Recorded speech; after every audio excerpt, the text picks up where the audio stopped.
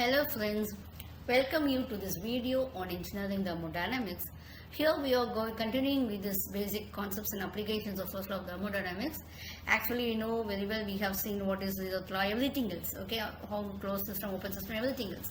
Now I am going to see certain problems which is being solved with the help of this law, first law. I can say that, I can read out the problem. 1 kg of air at 11 bar 80 degrees centigrade is being expanded 10 times the original volume. Number 1 is isothermal process. Number 2 is isentropic process. Determine the work done in each of the cases. Plot these on a common PV diagrams. Okay, so take R is equal to 0.287 kilojoules per kilogram Kelvin and gamma is equal to 1.4. So we have the given data. M is equal to 1 kg P1. Okay, that's the first condition.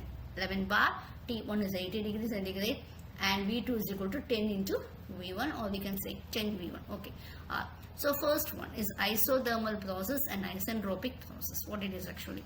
So first one you know very well. We have to find out and also work done. So work is equal to, in the case of isothermal, P1 V1 ln V2 by V1. So we don't know what is V2, but it is 10 V1. Okay, I am plotting this. So 10 V1 by V1. So this V1 is getting cancelled and get it as ln of 10. Okay, so W is equal to 33.277 kilojoules. Okay, next one I have it as work done. PV raised to gamma is equal to C. Okay, W is equal to P2 and P1 into T1 minus P2 V2 by gamma minus 1, or MR into T1 minus T2 by gamma minus 1. Okay, so next one is T2 by T1 by T2 is equal to V2 by V1 by gamma minus 1. So you know very well. So gamma will be actually your adiabatic process index. Okay, now if the value is not being the value they have given it as gamma is 1.4. Okay, so I am just substituting the values in this equation, which it is actually first P1 we need as MR into T1 minus T2 by gamma minus 1, right? For that what we need the value of T2. So I am taking the formula for the relation between temperature and volume and finding the value of T2, and then I am substituting and finding the value of W.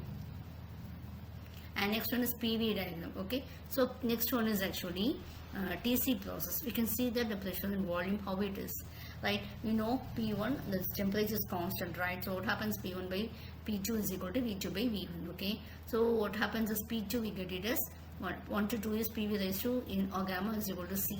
So now we are finding out what is the value of P2. We get it as P2 is 43.796 kilonewton per meter square. Okay, so that I am finding out and I am plotting the values. Okay, this is actually I am getting it as the values I am plotting as V1 and V2 in your PV diagram. Next I am going on to the next problem. Okay, a piston cylinder machine condenser fluid system passes through a complete cycle which has 4 processes. So what happens during the cycle, a sum of all heat transfers, that is sigma q is 1 minus 170 kilojoules, and system has 100 cycles per minute. And also we have to complete the table. Okay, mentioned compute the net rate of work output in kilowatt. So what it is actually I am describing is the process A to B as Q is 0. It's not been given 0, it's given as W 2170 and delta E we have to find out. B to C is 21,000 and 0 again we have to find out, and again minus 2100 this. So this will be a simple problem, and also this is actually very important because though it's simple, it will have to use all the formulas and will have to compute the values.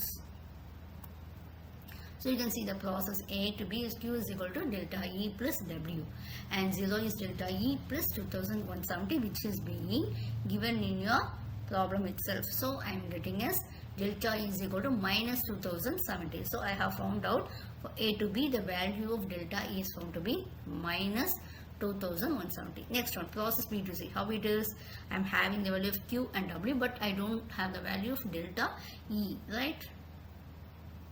Okay, B to C, what it is, Q is equal to delta E plus W. So now I am substituting, we know W is 0, so delta E I am finding out. Next one, process C to D, Q is equal to delta E. Again what they have given, minus 2100 they are given, delta E also given. So we are finding out the value of W. So now with G to A, it's again a cycle, isn't it? We know very well sigma Q, as I said already, the summation of this process is minus 170 kilojoules. So the system completes as QAB plus QBC plus QCD plus QDE. So to minus 17,000 kilojoules per minute. So I am substituting and getting as QD is equal to 35,900. Okay, we know very well if it's a cyclic integral of any property is equal to 0. So what I'm doing is I'm taking everything else and I'm equal to making it equivalent to 0.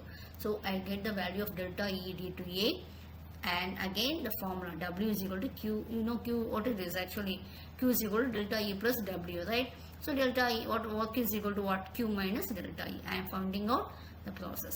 Okay. Thank you all once again.